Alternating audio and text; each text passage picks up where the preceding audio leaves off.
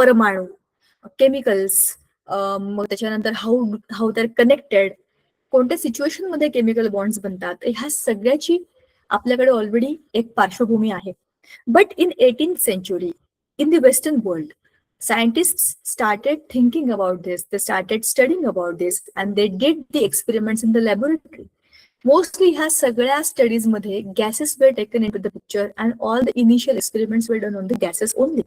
तर ह्या गॅसेसच्या ॲटम्स आणि मॉलिक्युल्सचा अभ्यास करून करून generally atoms, structures, molecules, chemical bonding ह्या सगळ्याचा अभ्यास सुरू झाला. ठीक आहे. I'm just giving you the hint that how the story started. And then we know the interesting story that how the atom and the structure of atom was invented. It started from what is the atom? Then Dalton's atomic theory that it is just like a sphere, a small ball. It is the smallest ball. त्याच्यापासून सगळे balls जमा करून a big structure has made. It was Dalton's concept of an atom. पण हा जो Thompson होता ह्याने जवळपास एक 100 वर्ष त्याच्या नंतरची गोष्ट आहे ना ही. सो या जे थॉम्सनने ही कन्सेप्ट सांगितली 1803 आणि 1904, बघा ना, 100-101 वर्षानंतरची गोष्ट. So it's like he gave a slightly additional idea to the but it has positive and negatives. So it is how does it looks? It looks a plum pudding.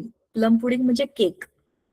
त्यांच्यासाठी cake, आपल्यासाठी कलिंगड. आपल्याला व्हिज्युअलाइज करायला कलिंगड सोपं आहे.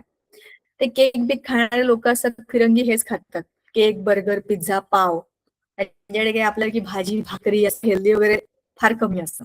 पण त्यांच्याकडे ते बेकरी प्रोडक्ट्स, केक, कुकीज आणि many things made up of maida specially असं त्यांच्याकडे असतं. सो ते प्लम पुडिंग मध्ये केक असा असतो आणि त्याच्यात मध्ये मध्ये चेरी असतात. So he looked at that and it is like atomic structure असं होतं. जसं आपण आता कलिंगड, अच्छा the red part is like all the positive part and black सीड्सचा हे इलेक्ट्रॉन्स असतील. असं ते इमॅजिनेशन होतं, which was okay at that time. आपल्याला जेव्हा कुठलीच गोष्ट माहिती नसते तेव्हा आपण काहीतरी लॉजिक लावतो ना. चला आपण असं इमेजिन करूया, right now we all are sitting in a room. अशा एका रूम मध्ये जिथे सगळे काळोखे अंधारे, आपल्या आजूबाजूला काहीच लाईट नाहीये, अशा ठिकाणी आपण बसलोय, तर आपण अंधारामध्ये चाचपडण्याचं काहीच नाही माहिती. आपल्याला आजूबाजूला काय आहे ते पण नाही माहिती. त्यामध्ये प्रचंड काळोखामध्ये जिथे आपल्या डोळ्यांना पण ऍडजस्ट करून सुद्धा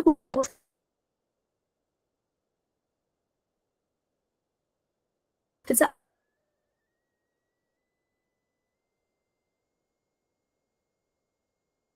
अंदाज येत नाही. अशा याच्यामध्ये आपण हाताने, पायाने ज्या ज्या कन्सेप्ट त्यांना बाकीच्या एक्सपेरिमेंट्स मधून समजत गेल्या तसे त्यांच्या आयडियाज ते ऍड करत गेले. ह्याच्या वेळेला काही कन्सेप्टच नव्हती.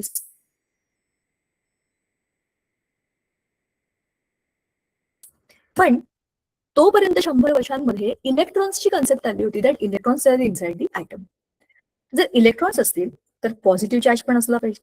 कुठलाही ॲटम हा इलेक्ट्रिकली न्यूट्रल असतो, तो काय निगेटिव्ह नसतो. निगेटिव्ह चार्ज असेल तर ती गोष्ट निगेटिव्ह असेल की नाही, पण ॲटम हा निगेटिव्ह नाहीये ना, म्हणजे त्याच्यामध्ये पॉझिटिव्ह पण आहे.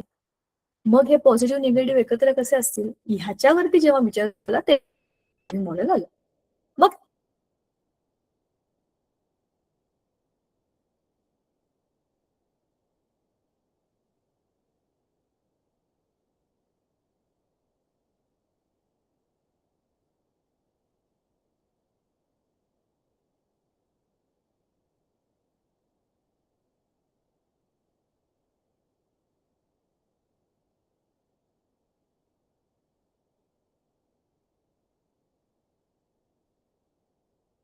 मॅम तुमचा आवाज येत नाही.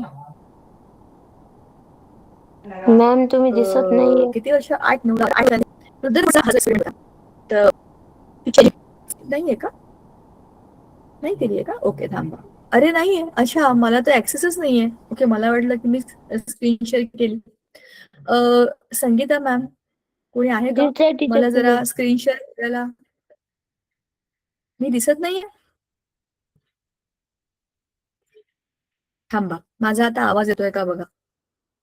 हा, आता करू शकते. चला गुड. बघा आता माझा आवाज येतोय का आणि स्क्रीन दिसतेय का? Yes ma'am. Yes ma'am. Good. Yes, ma'am. माझा व्हिडिओ बंदच ठेवते हा. ओके, व्हिडिओ बंद ठेवूया म्हणजे टेन्शन नाही. बर, तरी पण आवाज नाही आला तर मला सांगा. चला, तर मी हे सांगत होते तुम्हाला इथपर्यंत गोष्टीमध्ये सांगितलं होतं की हा डाल्टनचा एक्सपेरिमेंट होता की त्याने सांगितलं इट्स लाईक अ बॉल. मग आपल्या कलिंगडावरती आलो तो एवढ्या वेळ म्हणजे सांगितलं ते हे चित्राकडे बघून सांगितलं की it is like a plum pudding. जसं मी म्हटलं केक, त्या केकच्या मध्ये मध्ये चेरी है ना, तसं तसा रुदरफोर्डचा गोलफोल्डचा एक्सपेरिमेंट मी तुम्हाला विचारलं की तुमच्या लक्षात आहे का? कसला भारी एक्सपेरिमेंट होता तो, है ना? तर त्या एक्सपेरिमेंटमुळे ऍटमकडे बघण्याची दृष्टीच बदलली आणि त्यात राहिलेल्या गोष्टी मग आपल्या नील्स बोरच्या स्टेबल ऑर्बिटच्या कन्सेप्टने पूर्ण झालं की no, the atom is just like our solar system. मध्यभागी सन जिथे आहे तिथे न्यूक्लियस, आजूबाजूला प्लॅनेट्स आहेत तिकडे इलेक्ट्रॉन्स. आणि प्लॅनेट्स हे काही त्या सनमध्ये येऊन पडत नाही, तसेच इलेक्ट्रॉन हे पण काही सनमध्ये म्हणजे त्याच्या आतल्या न्यूक्लियसमध्ये जाऊन पडत नाहीत. कारण every electron is moving in the specific shell. ह्या शेल या एनर्जी लेवलचे आणि प्रत्येक एनर्जी लेवलमध्ये अडकलेले इलेक्ट्रॉन त्या त्या एनर्जी लेवलला बांधील आहेत. जर ह्या इलेक्ट्रॉनला मध्ये यायचं असेल त्याला काही एनर्जी बाहेर टाकावी लागेल, एनर्जी कमी करावी लागेल, then it can come in. आणि याला बाहेर पडायचं असेल तर it has to take the energy, म्हणजेच त्याला एनर्जी घेऊन बाहेर पडावं लागेल. असा ह्या बोहर्सच्या ऍटॉमिक स्ट्रक्चरचा सगळ्यात इम्पॉर्टंट पार्ट होता. त्याच्यामुळे खूप सारे प्रॉब्लेम सॉल्व्ह झाले की ह्या स्टेबल ऑर्बिट्स असतात, ह्या त्याची जागा फिरवत नाहीत, इलेक्ट्रॉन्स त्याच्यामध्ये फिरत राहतात आणि हे पॉझिटिव्ह निगेटिव्ह अट्रॅक्शन रिपल्शन चालू राहतं. त्याच्यामुळे ते ऍटॉमिक स्ट्रक्चर स्टेबल असतं. हे घ्या आतापर्यंतच्या सगळ्या सायंटिस्टचा एकत्रित ओव्हरव्ह्यू बघा. Dalton, Thomson, Rutherford, Bohr. चॅडविकने न्यूट्रॉन्सचा शोध लावला होता, न्यूट्रॉन्स. आणि मॉडर्नो म्हणजे आता आपण ह्या सगळ्याच्या पलीकडे वेगळीच कन्सेप्ट बघतो की ऍटम हा फक्त इलेक्ट्रॉन्स प्रोटॉन्सचा नाहीये, त्याच्यामध्ये काही वेव्ह फंक्शन्स पण असतात, पण ते आत्ताच्या कन्सेप्ट आहेत, त्या आपल्याला आत्ता आठवीला नाहीयेत. ठीक आहे, मग हे पण आपण कंपॅरिझन बघितलं बरोबर. आणि मग अॅनाटॉमी ऑफ ऍटम आपण ही केलेली होती ऑलरेडी की ऍटमच्या न्यूक्लियसमध्ये प्रोटॉन्स असतात, न्यूट्रॉन्स असतात आणि आजूबाजूला इलेक्ट्रॉन्स असतात. तर प्रोटॉन्स जे असतात ते पॉझिटिव्ह असतात, हे जे प्लस प्लस ऑरेंज बॉल ते सगळे कोण आहेत? प्रोटॉन्स आहेत. जे ग्रे बॉल्स आहेत त्याच्यामध्ये 0 लिहिले ते कोण आहेत? न्यूट्रॉन्स आहेत. आणि आजूबाजूला हे जे ब्ल्यू बॉल्स आहेत दिस आहेत electrons. So electrons are around and protons and neutrons are inside. तुम्हाला आठवत असेल तर मी तुम्हाला सांगितलं होतं की प्रत्येक घरामधले जे बाप लोक असतात ते मध्ये असतात, ते कुठे इकडे इकडे फिरायला जात नाही, ते मध्ये बसून डिसिजन घेतात आणि आजूबाजू लोक डिसिजन ऐकतात आणि बाहेरची कामं करतात बरोबर. It's just like that. मग प्रोटॉन P प्लस पॉझिटिव्ह आहेत आणि न्यूक्लियसमध्ये असतात, त्याचं मास असतं 1, त्याला वजन आहे बरं का. न्यूट्रॉन त्यांच्यामध्ये काही चार्ज नाही, पण ते पण न्यूक्लियसमध्ये आहेत आणि त्यांचं मास जवळपास प्रोटॉन एवढे, उलट किंचित जास्तच आहे. इलेक्ट्रॉन हे निगेटिव्ह आहे, ते आपल्या न्यूक्लियसच्या बाहेर ऑर्बिटमध्ये असतात. त्यांचं वजन काहीच नाही रे, इलेक्ट्रॉनला काही वजनच नाही रे बिचारे, हलके फुलके आहेत ते, म्हणून तर त्यांना कुठेही फिरवतात ना, इकडे जा तिकडे जा, हे घेऊन या ते घेऊन या. ज्यांना वजन असतं ते मध्ये असतात, ज्यांना वजन नाही ते फिरत राहतात. आणि त्यांचा निगेटिव्ह चार्ज आणि कमी वजन आणि त्यांची पोझिशन आणि प्रत्येक केमिकल रिएक्शन मध्ये जे गेम चेंजर असतात ना ते हे इलेक्ट्रॉन असतात बरोबर. हे तर मध्ये बसलेले आहेत ना, ह्यांच्यापर्यंत गोष्टी येतच नाही. बाहेरच्या बाहेर निपटवणारे हेच लोक असतात. इलेक्ट्रॉन्स देतात, घेतात, शेअर करतात, जे काही करतात हे इलेक्ट्रॉन्स करतात. समजलं? इथपर्यंत गोष्ट क्लिअर झाली. जेवढे नंबर ऑफ प्रोटॉन्स आहेत तेवढेच नंबर ऑफ इलेक्ट्रॉन्स आहेत. म्हणजेच the number of protons is equal to number of electrons and that is the atomic number of that atom. एखाद्या ऍटमचा म्हणजे त्या एलिमेंटचा ऍटॉमिक नंबर म्हणजे काय आहे? नंबर ऑफ प्रोटॉन्स और नंबर ऑफ इलेक्ट्रॉन्स. बरोबर कळतंय ना? मध्ये मध्ये हो नाही म्हणा बरं का, नाही तर मला वाटेल सगळे झोपलेत. आणि माझं प्रवचन सुरू आहे.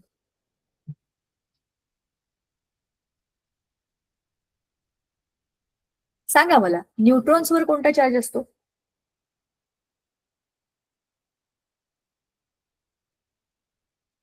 Positive. Positive charge. न्यूट्रॉन्सवर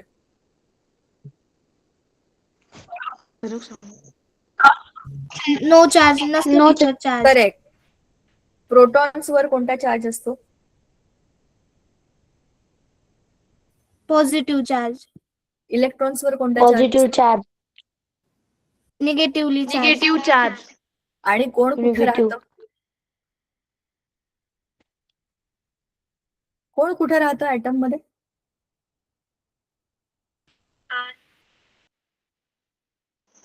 neutron nucleus बरोबर. मध्ये असतो.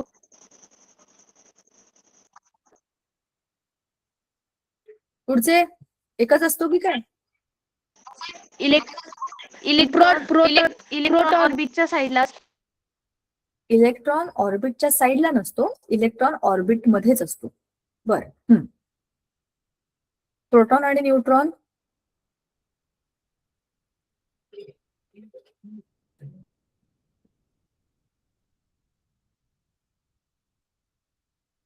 प्रोटॉन न्यूक्लियस मध्ये असतो.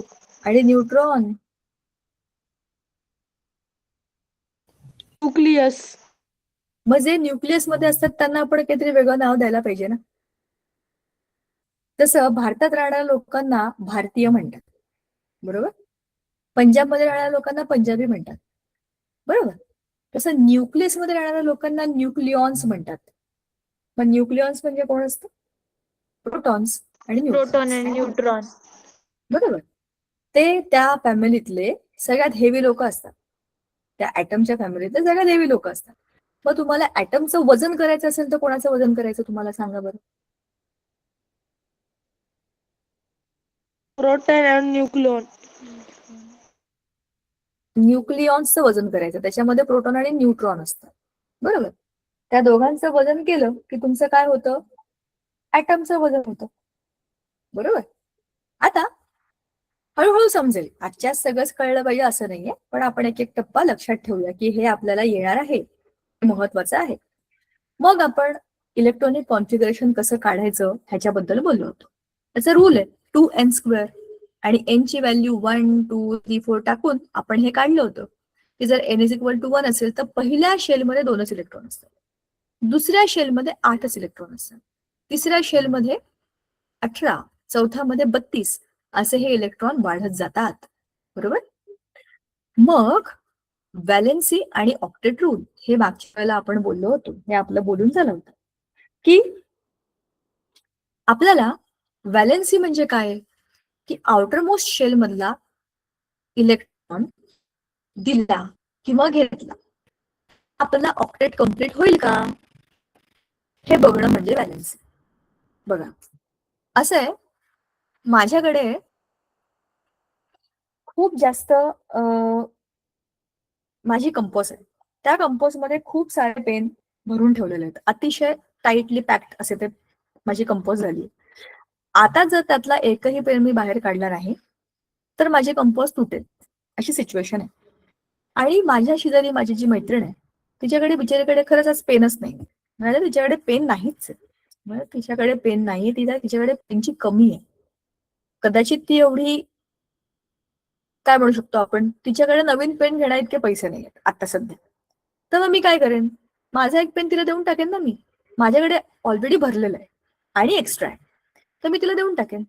तिच्याकडे कमी आहे, तिची कमी पूर्ण होईल आणि माझ्याकडचं एक्स्ट्रा तिला मी दिलं तर आमच्या दोघींमध्ये काय होईल, बॉन्ड तयार होईल, फ्रेंडशिपचा बॉन्ड ना, मैत्री. म्हणजे दिले आणि घेतले असा जो बॉन्ड आहे त्याच्यामध्ये काय होतं, इलेक्ट्रॉन दिला जातो आणि इलेक्ट्रॉन घेतला जातो. पण असं काय होतं, प्रत्येक ऍटमला त्यांच्या त्यांच्या आयुष्यामध्ये कोणत्या तरी भारी लोकांसारखं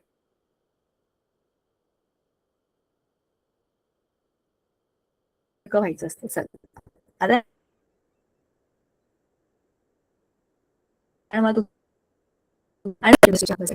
मला सांगा, तुमच्या आयुष्यामध्ये अशी कोणी लोक आहेत का जशी एकदम वाव लोक आहे, वाह काय भारी आहे ना तो दादा, त्याच्यासारखं मला व्हायचंय.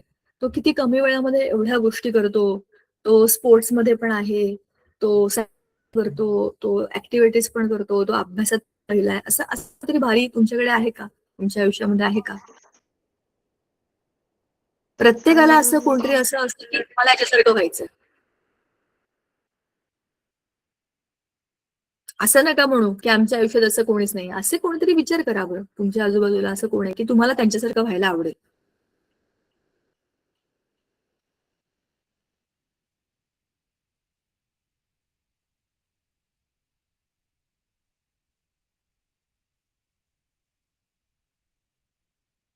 तुम्ही लोक एवढे विचार करून का बोलता? पटपट बोलत जा, पटपट.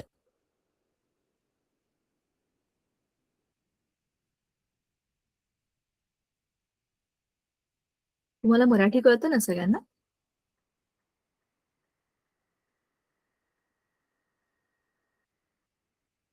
हॅलो.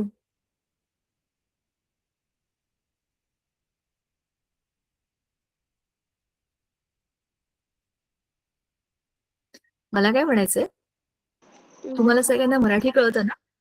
हो. बोला ना पटापट. Yes, विचार ma'am. करतात. Yes ma'am.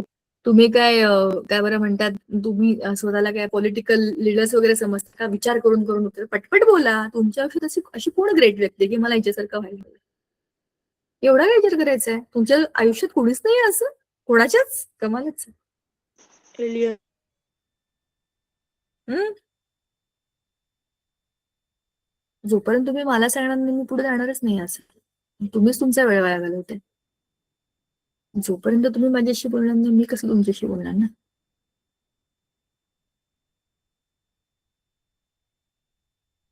प्रश्न खूप सोपा.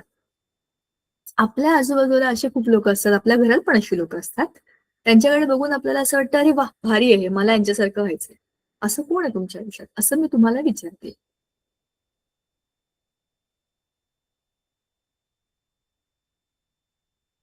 कमाल आहे. किती लोक आहेत? 1, 2, 3, 6 आणि 6, 12.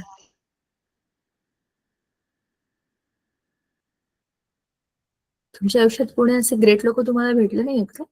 आई, चला एकदा तरी समजलं की त्यांच्या आयुष्यात आजूबाजूला असं कोण आहे ज्याच्याकडे बघून आपण असं व्हावं. का पण प्रियंका तुला असं वाटलं आईसारखं व्हावं?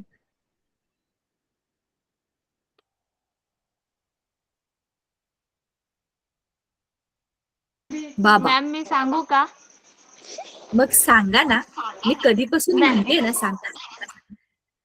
सांगा, लवकर सांगा. मला मॅम तर ऐकायचंय. माझे मामा. का पण? मॅम मामांना क्रिकेट पण येतं, कबड्डी पण येतं, ते नॅशनल लेवलवर पण खेळलेले. येस. म्हणजे असं काहीतरी ग्रेट कोणीतरी केलंय ते बघून आलं का माझं नेटवर्क परत? ओके. थोडं नेटवर्क ढासळलं होतं वाटतं माझं. आवाज?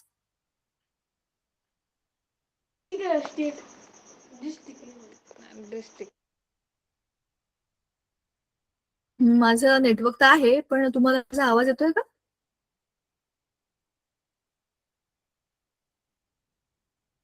Yes, ma'am. Okay okay. हा. तर येस मॅम येतोय. ओके. म्हणजे असं काहीतरी वेगळं केलंय किंवा ग्रेट केलंय. वेगळं किंवा ग्रेट केलं नसेल तरी जे केलंय ते खूप चांगलं केलं, असंही असू शकतं ना. सगळ्यांनी काय काहीतरी रॉकेट उडवण्यात इतकं काहीतरी काम केलं असं काही नसतं. जे रोजचं काम आहे ते पण एकदम भारी केलंय. बघा ना, आपल्या आजूबाजूला अशी काही काही लोक असतात, रोजचं काम असतं, रोजचं इतकं व्यवस्थित करतात, इतकं टिपटाप करतात, इतकं छान करतात की असं वाटतं मला याच्यासारखं काम करायचं. अशीही लोक आपल्या आजूबाजूला असतात, त्यांचं कौतुक करायला म्हणजे ना, जे चांगलं आहे त्याचं कौतुक करायचं, त्याच्यामध्ये अजिबात कंजूसपणा करायचं नाही. म्हणून तुम्हाला विचारलं की मला कोणासारखं व्हायला आवडेल, मला विचारलं तुम्ही तर मला माझ्या बाबांसारखं व्हायचं. ते माझे बाबा आहेत म्हणून नाही, पण ते एकदम भारी आहेत. सगळे त्यांच्याशी बोलतात, कोणी त्यांच्याशी बोलतं, छोटी मुलं, म्हातारी माणसं, यंग पीपल, आणि तुम्ही त्यांच्याशी कुठल्याही विषयावर बोला, त्यांना सगळ्या विषयांबद्दल काहीतरी माहिती असतं. आणि he is happy to do anything. म्हणजे तुम्ही त्यांना सकाळी 5ला उठून दादा आपण जॉगिंगला जायचं का म्हणलं ते हो म्हणतील. रात्री 2ला आपण पिक्चर बघूया का म्हणलं तरी ते हो म्हणतील. So he is happy to be with everyone, आणि असं मला व्हायला हवं. म्हणजे कोणीही आपल्याशी कनेक्ट होऊ शकतं आणि कोणीही आपल्याशी बोलू शकतं. ही किती छान गोष्ट आहे. असा स्वभाव मला आवडतो, म्हणून मला त्यांच्यासारखं व्हायचं. आणि ते फिजिकली खूप फिट आहेत, थँक गॉड. तसंच राहू दे. म्हणजे त्यांनी स्वतःवर मेहनत घेतली होती. जेव्हा ते when he was very young, धावपळ करणं, कष्ट करणं, स्वतःहून कामं करणं. सगळ्यांचेच बाबा असे असतात ना, पण ते आपणही केलं पाहिजे. म्हणजे आता बघा, थोडंसं काम दिलं की असं वाटतं शी थकलोय आपण, जाऊ दे थोड्या वेळ झोपूया. पण आपले आई बाबा किती वेळ काम करतात, आपल्याहून जास्त काम करतात आणि आपलीही कामं करतात. तरीही ते असे थकत नाही, रडत नाही, चिडत नाही. चिडचिड करतात, त्यांची त्यांची कारणं वेगळीच असतात, पण ते आपल्याहून जास्त भारी आहेत की नाही. मग त्यांच्याकडे बघून आपण यांच्यासारखं व्हायला पाहिजे असं आपल्याला वाटतं.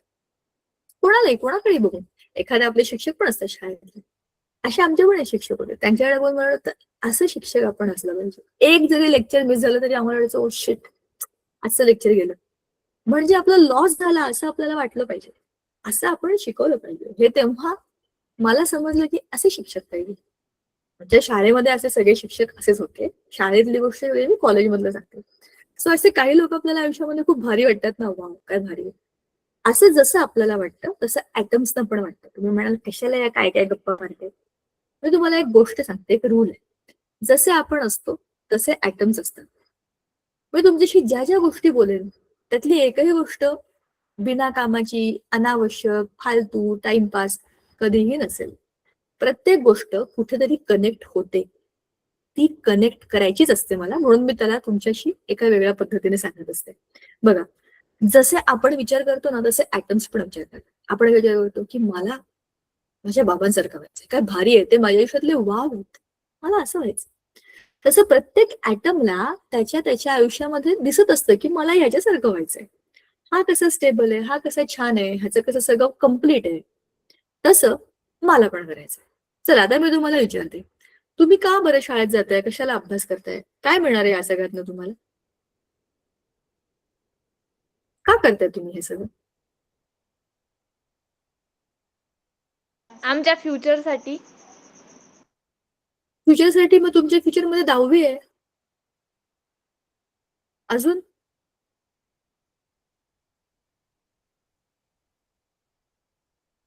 विचार करा.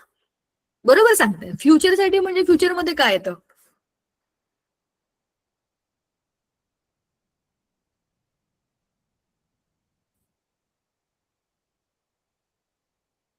बाकीच्यांना काही वाटतच नाही का?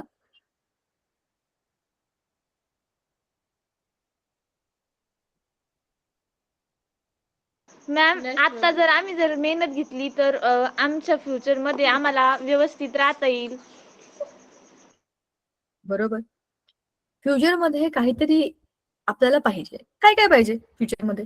बाकीचे झोपी गेलेले प्रियांका, ऋषिकेश, समीक्षा, दिगंबर, अश्विनी आणि हे 7 others. Dream of my family and become a successful person. बरोबर.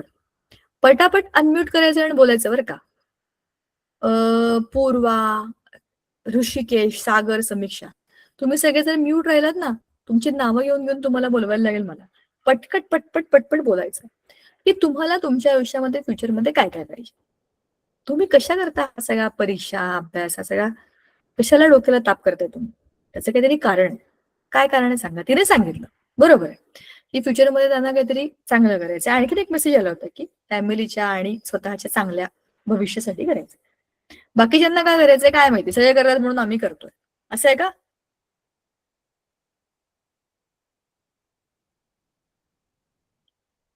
एवढा वेळ नाहीये तुमच्या आयुष्यामध्ये एवढा विचार करायला. पटकन बोलायचं. सांगा. समीक्षा, तुम्ही का बरं शाळेत जाऊन अभ्यास करताय? नो. बरोबर. But then why? प्रियांका,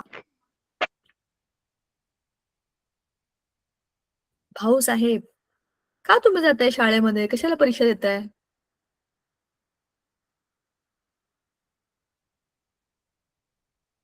आम्हाला दुसरा काही पर्याय नाही. कॉमन सेन्स आहे हा. त्यांनी जे सांगितलं ते बरोबर आहे. फोन ऑन करून काही दुसरी कामं करत नाहीयेत ना तुम्ही? मी जे विचारते त्याची उत्तर द्यायची बरं का. मला असे प्रेक्षक आवडत नाहीत. इंटरॅक्शन पाहिजे. दोघांकडून बोलणं झालं पाहिजे. तरच नवीन नवीन गोष्टी मी तुम्हाला सांगेन, नाही तर आता माझ्या 2 तासात शिकवलं होईल. बोला. फ्युचर प्लॅनिंग साठी. येस, फ्युचर प्लॅनिंग साठी. मग काय फ्युचर प्लॅन मध्ये असलं पाहिजे? आपले ड्रीम पूर्ण करण्यात. काय ड्रीम आहेत तुमचे? चला सांगा, व्हॉट आर युअर ड्रीम्स?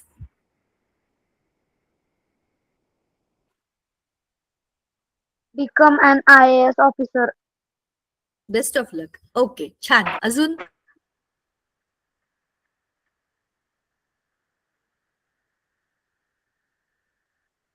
बाकीचे? Success. Become any successful Successful person. person. Any successful person. कुठलंही काम करू पण त्यात सक्सेसफुल होऊ. ओके, चांगलंय. अजून? Be the best.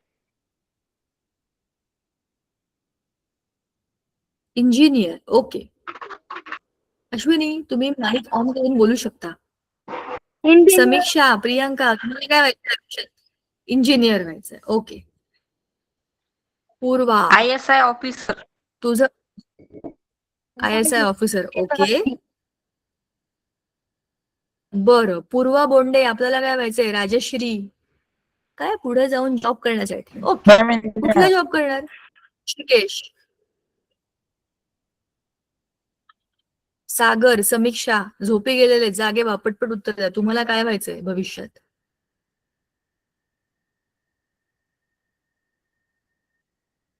आम्हाला माहित नाही. आम्ही अजून विचार केला नाही. कशाला आमच्या डोक्याला ताप? आम्ही अजून पर्यंत गेलोच नाही. आम्ही अजून 8वीत आहे. बरोबर आहे. मी तुमच्या डोक्याला ताप देत नाहीये. मी तुम्हाला प्रश्न विचारते याच्यासाठी. आपण शाळेत जातो. मी पण शाळेत गेले होते. मी पण कॉलेजमध्ये गेले होते. कशासाठी करतो आपण हे सगळं? चांगला अभ्यास करतो आपण. काहीतरी आपल्याकडे अभ्यासाचा, ज्ञानाचा काहीतरी खजिना असला तर मग आपण काहीतरी करू शकतो. आपण खूप अभ्यास करतो, कुठेतरी जॉब करतो. जॉब करून काय मिळतं आपल्याला? कशा करता जॉब करायचा आपल्याला? कशा करता? देश बदलण्याकरता? पैसे कमवण्याकरता. बरोबर आहे. घर चालवण्याकरता. सगळ्यात महत्वाची गोष्ट स्वतःला चालवण्याकरता. पोट भरण्याकरता, घर चालवण्याकरता पैसे तर लागणार आहेत.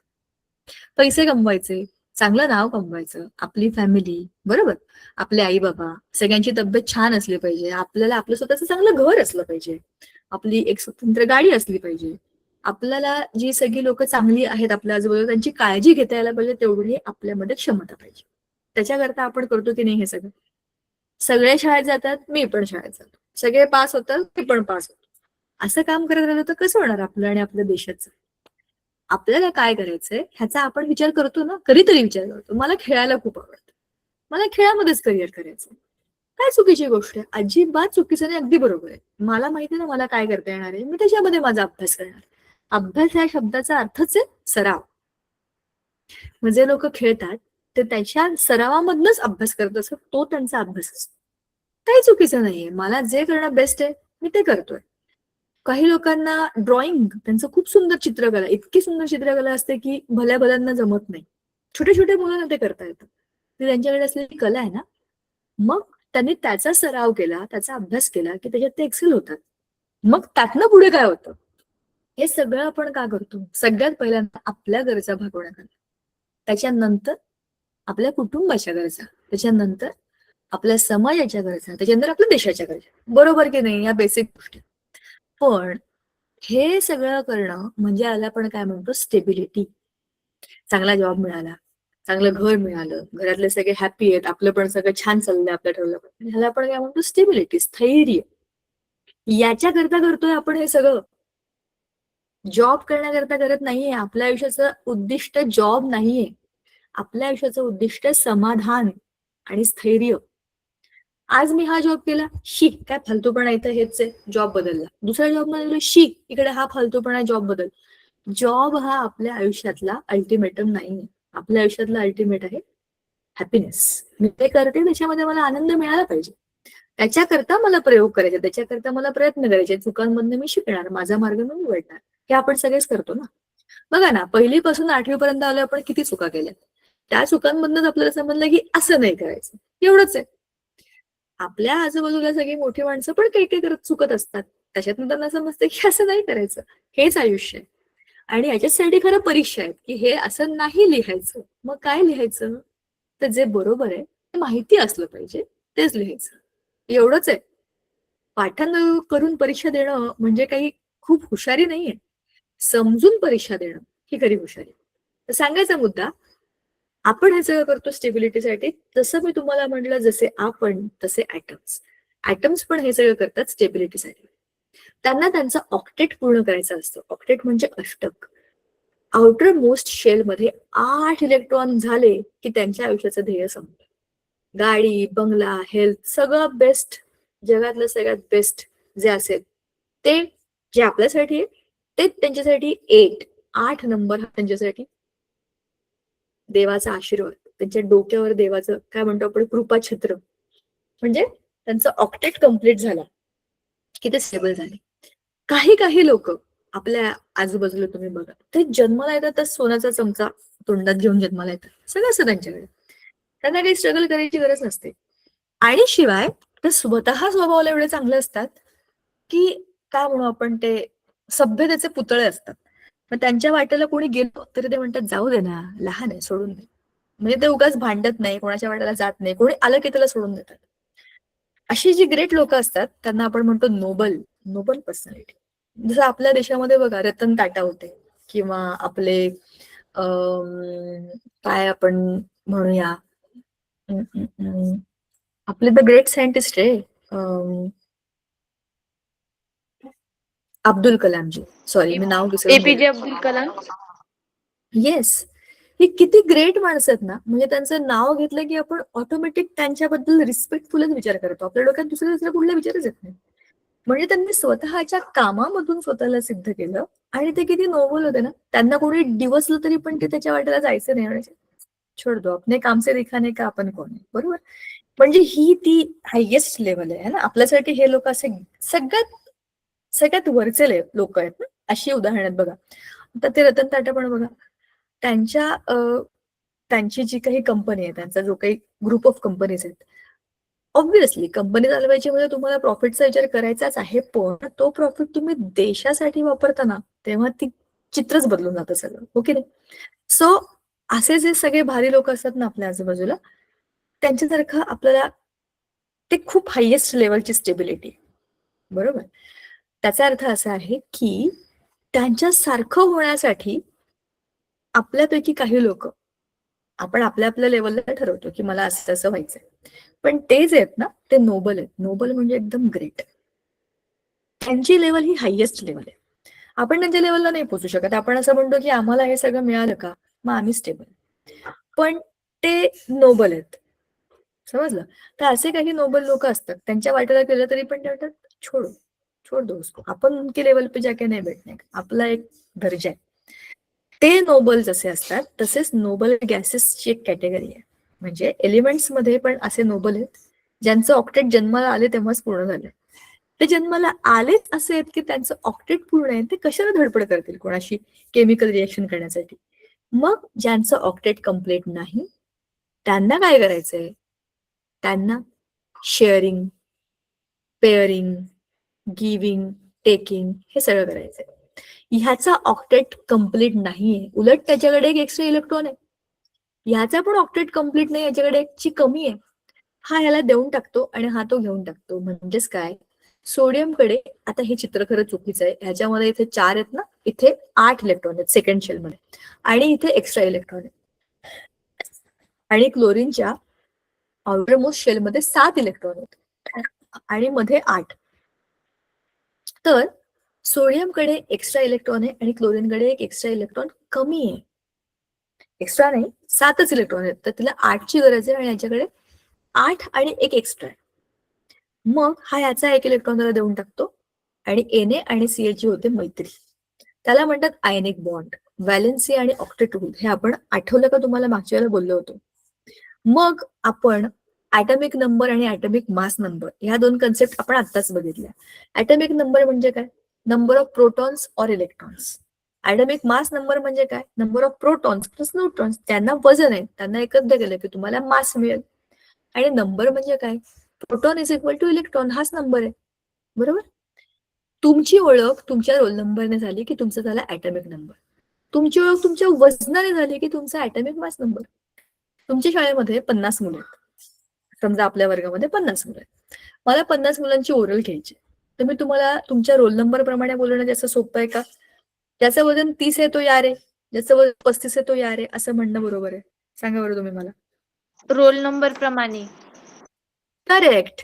माझ्या रोजच्या कामासाठी मी तुम्हाला रोल नंबर प्रमाणे बोलवेन, पण जेव्हा शाळेमध्ये स्पर्धा असतील, कुस्ती, मारामारी हे ते, तेव्हा मी काय बघेन?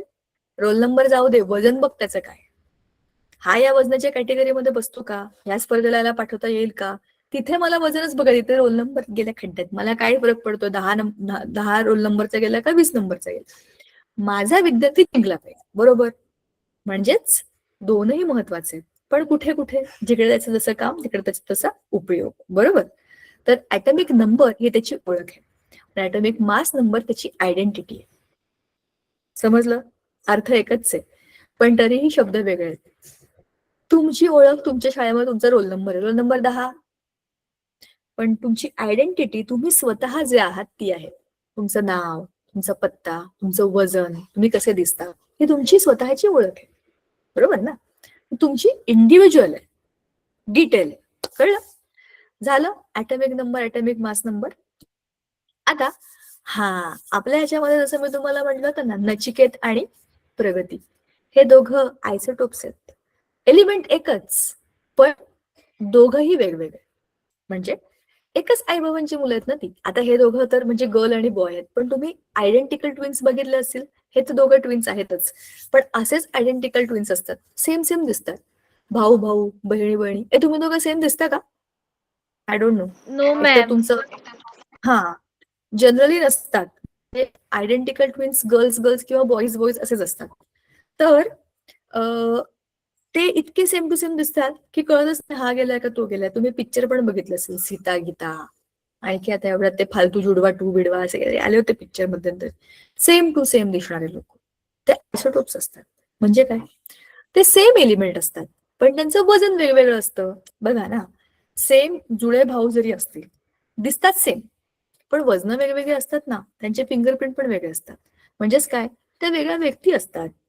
वेगळ्या व्यक्ती म्हणजे वेगळी वजन. म्हणजेच काय? आयसोटोप एकाच एलिमेंट्सचे वेगवेगळे आयटम्स असतात, पण त्या आयटम्स मध्ये वजन वेगळं असतं, एवढाच फरक आहे. मग वजन वेगळं कोणाचं असणार आहे? न्यूट्रॉन्स वेगळे असतात. जेवढे प्रोटॉन तेवढे इलेक्ट्रॉन आहेतच, आणि तोच त्याचा ऍटॉमिक नंबर आहे. चेहरे सेम आहेत ना, ऍटॉमिक नंबर सेम आहे, मास वेगळं आहे, वजन वेगवेगळं आहे. मग वजनामध्ये फरक कोण करतंय? न्यूट्रॉन.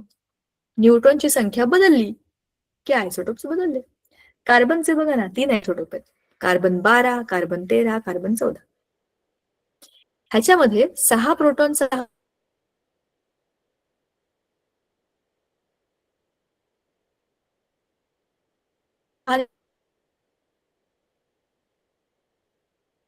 कार्बन 13, कार्बन 14, तिघही आयसोटोप आहेत आणि असतात नेचरमध्ये. हायड्रोजनचे पण 3 आयसोटोप आहेत, क्लोरीनचे पण 2 आयसोटोप आहेत. हे असं का होतं? निसर्गाची किमया येते. जशी निसर्गाची किमया जुळ्या असतात, तशीच निसर्गाची किमया एलिमेंट्स मध्ये पण जुळे असतात. दिसतात सेम, असतात वेगवेगळे, बरोबर? आता पुढे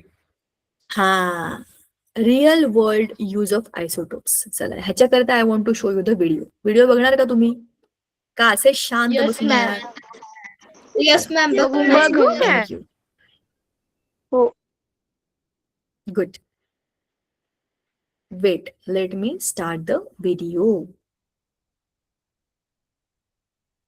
हा भाभा ॲटॉमिक रिसर्च सेंटरचाच व्हिडिओ आहे. आपल्याकरता आम्ही तो स्पेशल बनवलाय. जरा बघूया आपण. श्री स्वामी समर्थ. काय झालंय माहितीये का, ह्या अशा पावसाळी वातावरणानं माझं डोकं किंचित किंचित दुखायला लागलं. असं होतं का तुम्हाला पण? अशा पावसाळी वातावरणामध्ये ना असं कस तरी होतं आपल्याला मध्येच. तुम्ही खूप सिक्रेट, नमस्कार विद्यार्थी मित्रांनो. तुम्ही खूप सिक्रेट्स पाळता, त्याच्यामुळे मला माहित नाही तुम्हाला असं काही होतं का नाही. ठीक आहे, चला व्हिडिओ बघा. नाही होत? क्या बात आहे. म्हणजे मलाच होतं की काय, मी वेगळ्या ग्रहावरून आले वाटतं. ओके.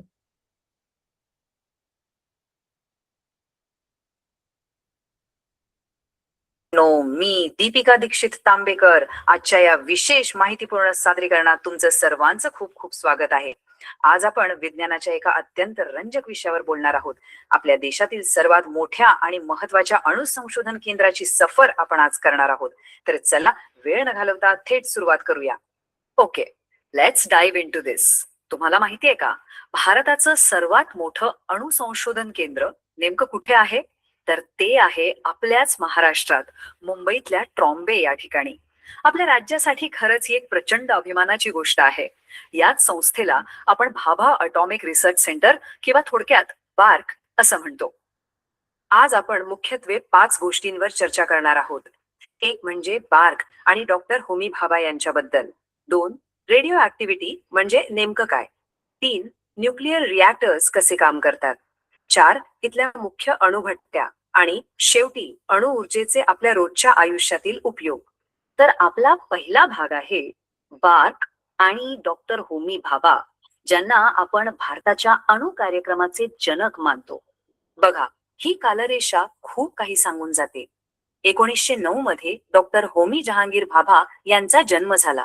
त्यांना आपण father of India's nuclear programme असं आदराने म्हणतो.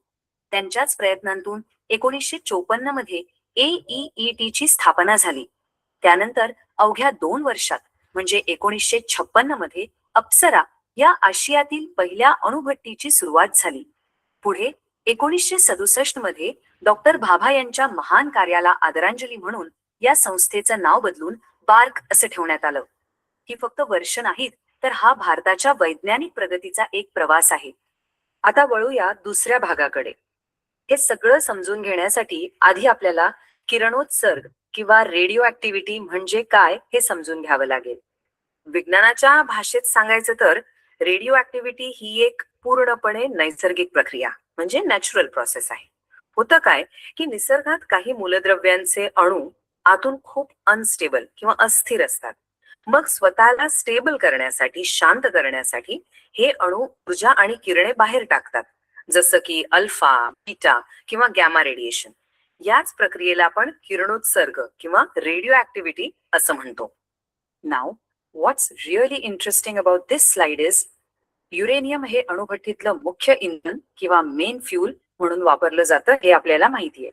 पण भारताच्या दृष्टीने सर्वात मोठी आणि भारी गोष्ट म्हणजे थोरियम. भारताकडे थोरियमचे जगातले सर्वात मोठे साठे आहेत, जे भविष्यात भारताला ऊर्जा क्षेत्रात महासत्ता बनवू शकतात. याशिवाय प्लुटोनियम हे रिॲक्टर्स मध्येच तयार होतं आणि हायड्रोजनचा वापर हेवी वॉटर किंवा जड पाणी बनवण्यासाठी होतो, जे अणुभट्टीत अत्यंत महत्वाचं काम करतं. भाग 3. आता हे सगळं इंधन वापरून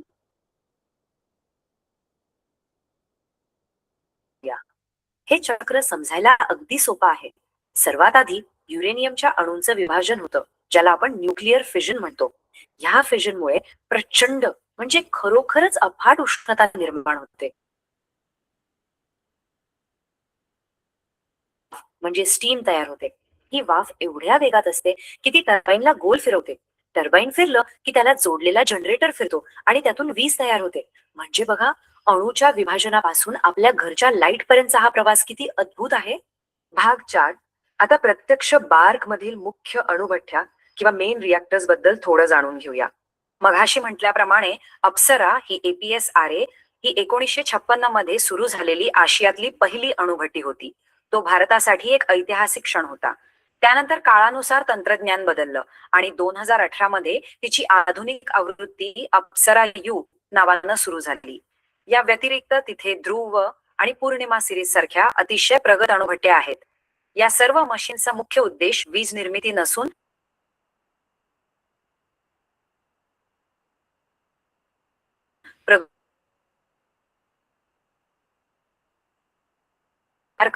अणु ऊर्जेचा वापर करताना सुरक्षेला सर्वोच्च प्राधान्य असतं.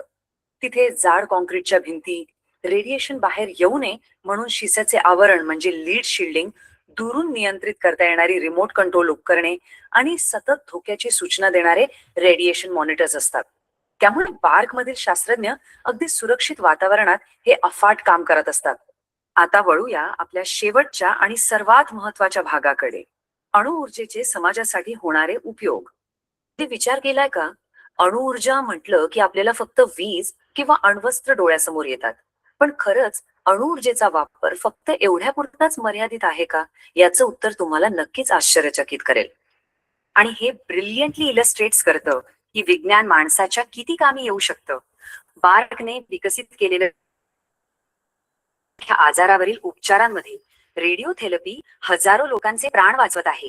याशिवाय जास्त काळ अन्न टिकवण्यासाठी, फूड प्रिझर्वेशन, शेतीत पिकांच्या चांगल्या प्रजाती शोधण्यासाठी आणि कमाल म्हणजे समुद्राचं खारं पाणी पिण्यायोग्य गोळ्या पाण्यात बदलण्यासाठी डिसॅलिनेशन सुद्धा या अणुऊर्जेचा वापर होतो. आहे की नाही हे समाजासाठी दिलेले एक मोठं योगदान? डॉक्टर होमी भाभा नेहमी म्हणायचे, भारताने अणुविज्ञान आणि तंत्रज्ञानात स्वावलंबी झाले पाहिजे. म्हणजे आपण दुसऱ्या देशांवर अवलंबून राहता कामा नये. आज जेव्हा आपण BARCच्या या देदीप्यमान कामगिरीकडे पाहतो तेव्हा अभिमानाने म्हणावंसं वाटतं की डॉक्टर भाभांनी पाहिलेलं हे आत्मनिर्भर भारताचं स्वप्न आज खऱ्या अर्थाने साकार झाले आहे. आता थांबण्यापूर्वी तुमच्यासाठी एक प्रश्न. अणू जो डोळ्यांना दिसतही नाही त्याची ताकद किती अफाट आहे हे आपण आज पाहिलं. मग मला सांगा, भविष्यातली आव्हानं सोडवण्यासाठी तुमच्यासारखी आजची तरुण पिढी या विज्ञानाचा कसा आणि किती सकारात्मक वापर करेल? ही उत्सुकता अशीच जागी ठेवा, विचार करा आणि विज्ञानाच्या या अद्भुत दुनियेत स्वतःचं आणि देशाचं भविष्य घडवण्याचा नक्की विचार करा. आजच्या या सादरीकरणात सहभागी झाल्याबद्दल खूप खूप धन्यवाद. ओके, धन्यवाद. चला, कसा वाटला नमस्कार व्हिडिओ? विद्यार्थी मित्रांनो, मी समजला? ऐकू आला?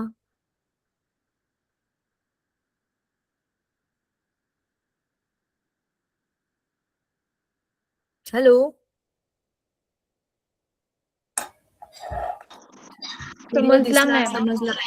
येस मॅम, समजलं. समजला मॅम. ओके, चलो, पुढच्या वेळेला भेटू तेव्हा याच्याबद्दल आपण पुढच्या गोष्टींबद्दल चर्चा करू. तोपर्यंत धन्यवाद. Bye bye. Bye ma'am. Bye Bye, ma'am. ma'am. Good night. Good night. Take care. Bye, ma'am. Take care. Thank you. Bye bye. Bye bye. Bye ma'am.